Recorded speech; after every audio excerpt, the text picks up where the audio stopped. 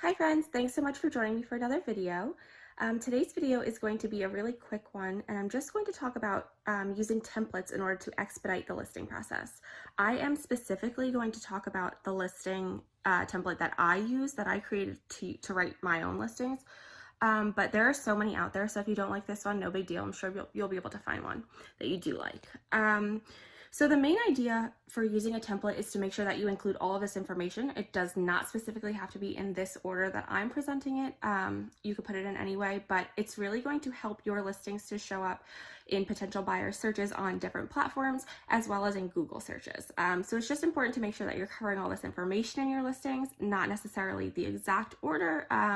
I like to do it this way. I think it makes it easier. Plus it makes it like faster in order to write all of my listings quickly. I don't really have to think about it because it just kind of flows.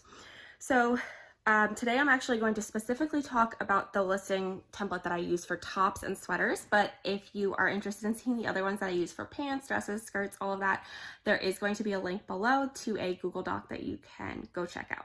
So let's go ahead and get started and talk about templates. Okay, so let's go ahead and get started talking about the title. So I have a specific order that I like to use. I'm going to use an example from one of my listings. You don't have to use this order if you don't like. I just find it a little bit easier. For my titles, I always start out with the brand. SEO does suggest that this does help, so I would suggest doing the same thing. For this specific example, we're using BCBG. From there, you want to move into the style. This example, I'm using the Jones Henley tunic dress. If you don't happen to know the manufacturer's style name, you can skip this and just go right into the features, which would come next. In this example, it's a crepe high-low Henley tunic dress. That would be more than enough to explain it. You can use as many or as little characters as you want, depending on your platform. I like to try and use them to put as much descriptive terms into it, but you also don't want to overload your buyer and have it be too much and too overwhelming. The last thing that I like to include is the color. So in this one, I always put in black or in whatever the print is, whatever the color is. I find it to be a little bit easier to follow. Some people like to add size at the end. I personally don't. Really isn't going to make much of a difference either way. So whatever you feel comfortable with, whatever you like, is totally fine. Okay, so now moving into the description. I always like to separate out the brand, style, color, print, and size just to make sure that it's really visible to the buyer. So if you look onto the screen right now, on the left side, I have the template that I always use for tops and sweaters. And on the right side of the screen is just an example from one of my listings. So I always separate out that top bit. So the Lucy half zip sweatshirt in black, size small, I like to put that right up at the top first, skip a line or so, and then have that meaty part of the description. So if you look and compare the two columns, I kind of go in that order, just making sure that I cover each piece of information to make sure that that's all there for buyers when they're searching and when they're looking for the different information. So I start with the color, the pattern description. If you wanted to include the actual manufacturer's name, if you know it, that's where I put this. Then we're gonna move into the neckline and collar and kind of work down the body, going to the sleeve. Then you want to include any extra details. So pleats, ruching, keyholes, embellishments, embroidery, the trim, all of that goes into the middle of your description. From there, once I talk about everything that's going on with this exact item, then I'm going to talk about the fit and the silhouette.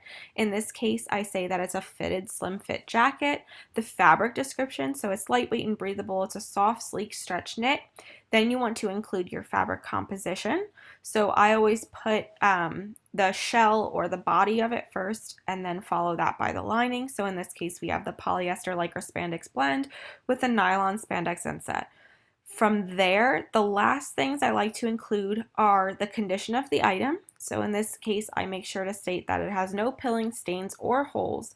And then sometimes I like to add in the MSRP, which is the retail price, what it actually sold for when it was in stores. You don't have to do that. A lot of people don't. I just like to include it just for buyers for their reference so they can see that I'm not charging them more than it was actually sold in stores. I don't think it matters either way. The next thing that I will highly encourage you to include are approximate flat measurements. Even if you are just giving very basic measurements, I highly, highly, highly suggest including these. It makes things a lot easier for buyers, and a lot of buyers are turned off by listings that don't already include measurements because they've been burned by sellers in the past when they've asked for measurements and they get no response. So I highly suggest including them, just even if it's just basic ones. I like to include bust, waist, hip length, and for long sleeves, the sleeve length.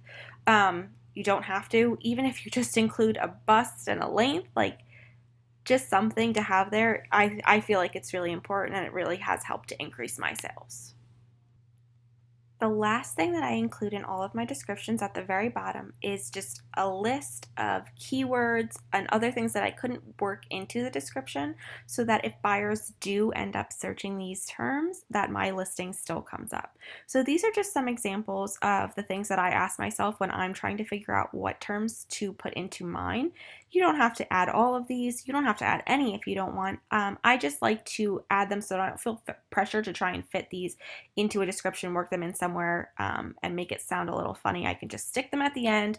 I know they're there, so if someone searches it, my item is going to come up in search. These are just different categories. Like I said, you can go through, pick a few if you wanted to. If you look at some of my listings, you'll see just a big chunk of words at the bottom. Those are all the keywords that I put in, and you can kind of get an idea of what I use and what I think about when I'm adding those terms. Thank you guys so much for listening for today's video. I'll try and have another one up soon. I really appreciate you guys giving any feedback that you may have, and if you could go ahead and press subscribe to my channel, you'll be alerted to any new videos that I post. I appreciate you guys so much, and I look forward to seeing and talking to you soon. Thanks. Bye.